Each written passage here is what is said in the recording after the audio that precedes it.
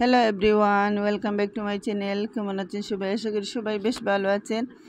আমি আল্লাহর রহমতে বেশ ভালো আছি। তো আজকের দিনে সকাল টাইমে আমি বাইরে গিয়েছিলাম। সবজিওয়ালা মামার কাছে তো টাটকা সবজি শাপলা দেখে আমার খুবই ভালো লেগেছিল, তাই ভাবলাম বাসায় নিয়ে নেই, রান্না করে খেয়ে দেখব। এই সবজিটা রান্না করে খেতে খুবই ভালো লাগে, তাই আমি বাসায় নিয়ে এলাম এবং দাবটির সাহায্যে ভালোভাবে এগুলো আমি বেছে নিলাম রান্নার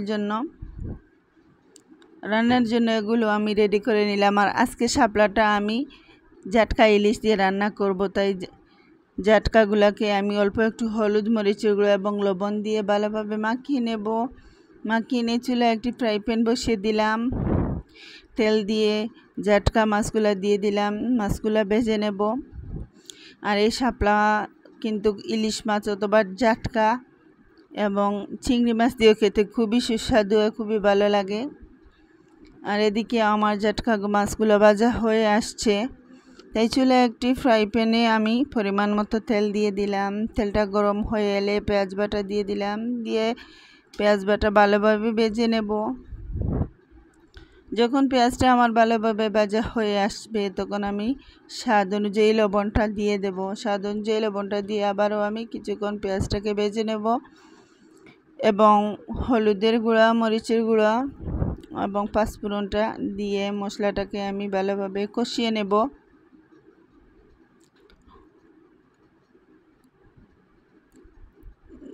তো মশলাগুলো আমি দিয়ে এবার একটু কষিয়েই নেব। যখন দেখব যে আমার মশলাটা ভালোভাবে কষানো হয়ে আসবে তখন আমি শাপলাগুলো দিয়ে দেব। তাই শাপলাগুলো দিয়ে দিলাম, দিয়ে আমি এগুলো ভালোভাবে কিছুক্ষণ নেড়েচেড়ে মশলার সাথে মিশিয়ে ঢাকনা দিয়ে ঢেকে রাখবো। আর দেখতে পাচ্ছেন কি সুন্দর শাপলা, টাটকা, দেখতে যেমন লাগছে খেতেও নিশ্চয় খুবই সুস্বাদু হবে।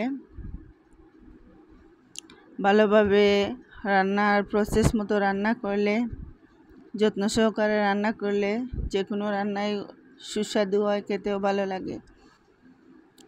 তাই আবারও আমি ঢাকনা দিয়ে ঢেকে রাখলাম। কিছুক্ষণ পর ফিরে এলাম এবং এগুলো আমি আবারও ভালোভাবে নেড়েচেড়ে দেব। এভাবে কিছুক্ষণ নেড়েচেড়ে আবারও আমি কিছুক্ষণের জন্য ঢাকনা দিয়ে ঢেকে রাখবো।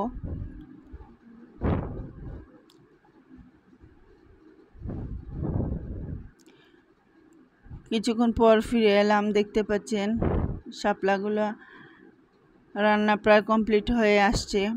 তাই আমি জাটকা মাছগুলো দিয়ে দেব। কিছু মাছ আমি এভাবেই আস্তই দিয়েছি এবং কিছু মাছ ভালোভাবে কাটা বেছে নিয়ে একটু ভেঙে দিয়েছি। শাপলার সাথে ভালোভাবে মিশে যাবে এবং খেতেও খুবই সুস্বাদু, মজাদার হবে। আর শাপলাতে আমি কোনো পানি দেব না, কারণ শাপলা থেকে অলরেডি যে পানিটা বেরিয়ে আসছে। এভাবেই যদি থাকে তাহলে খেতে খুবই ভালো লাগবে, তাই আজকে শাপলাতে আমি কোনো পানি দেইনি। এভাবে আমার রান্নাটা কমপ্লিট হয়ে এলো। আর আমি ধনেপাতা দিয়ে ভালোভাবে নেড়েচেড়ে শাপলাটাকে আমি নামিয়ে নেব।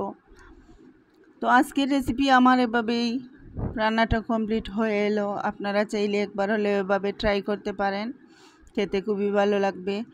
আর যারা আমার এই রেসিপিটা ভালোবাসবেন সবাই প্লিজ লাইক, কমেন্ট, সাবস্ক্রাইব করতে ভুলবেন না। আর অলরেডি যারা সাবস্ক্রাইব করে ফেলেছেন সবাইকে অসংখ্য ধন্যবাদ। নতুন যারা আমার ভিডিওগুলো দেখবেন প্লিজ সবাই সাবস্ক্রাইব করে নেবেন। সবাই ভালো থাকবেন, সুস্থ থাকবেন। আল্লাহ।